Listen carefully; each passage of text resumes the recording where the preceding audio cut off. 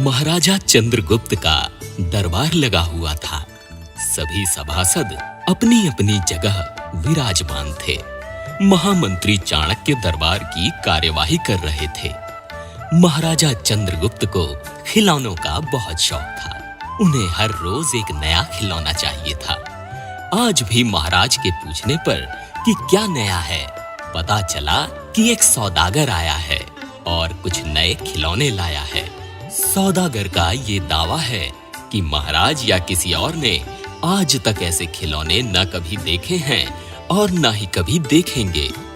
ये सुनकर महाराज चंद्रगुप्त ने सौदागर को बुलाने की आज्ञा दी। सौदागर आया और प्रणाम करने के बाद अपनी पिटारी में से 3 पुतले निकालकर महाराज के सामने रख दिए और कहा, महाराज की जय हो। हे अन्नदाता, आज जो 3 पुतले मैं लेकर आया हूँ वो अपने आप में बहुत विशेष हैं। देखने में भले एक जैसे लगते हो मगर वास्तव में बहुत निराले हैं। पहले पुतले का मूल्य महाराज 1 लाख मोहरे है और दूसरे का मूल्य 1000 मोहर है और तीसरे का मूल्य केवल 1 मोहर है। सम्राट ने तीनों पुतलों को बड़े ध्यान से देखा। देखने में कोई अंतर नहीं लगा। फिर मूल्य में इतना अंतर क्यों? इस प्रश्न ने चंद्रगुप्त को बहुत परेशान कर दिया। हार के उसने सभासदों को वो तीनों पुतले दिए और कहा, राज्यसभा में बैठे सभी सभासद इन तीनों पुतलों को देखकर बताएं कि इनमें क्या अंतर है।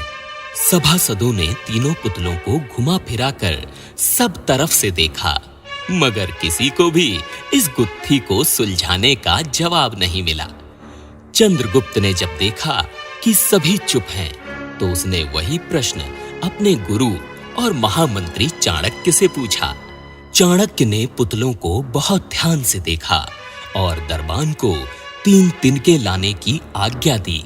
तिनके आने पर चाणक्य ने पहले पुतले के कान में तिनका डाला। सबने देखा कि तिनका सीधा पेट में चला गया। थोड़ी देर बाद पुतले के होंठ हिले और फिर बंद हो गए। अब चाणक्य ने अगला तिनका दूसरे पुतले के कान में डाला। इस बार सबने देखा कि तिनका दूसरे कान से बाहर आ गया और पुतला ज्यों का त्यों रहा। ये देखकर सभी की उत्सुकता बढ़ती ही जा रही थी कि आगे क्या होगा।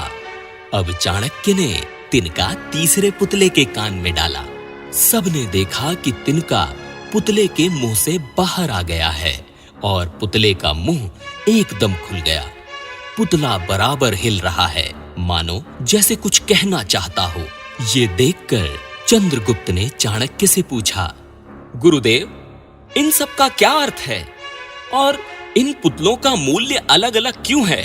कृपया बताइए, मैं जानने के लिए अधीर हो रहा हूँ। चाणक्य ने उत्तर दिया, राजन, चरित्रवान सदा सुनी सुनाई बातों को अपने तक ही रखते हैं और उनकी पुष्टि करने के बाद ही अपना मुंह खोलते हैं। यही उनकी महानता है। पहले पुतले से हमें यही ज्ञान मिलता है और यही कारण है कि इस पुतले का मूल्य 1 लाख मोहरे हैं। अब दूसरे पुतले के बारे में सुनिए। कुछ लोग सदा अपने में ही मग्न रहते हैं, हर बात को अनसुना कर देते हैं।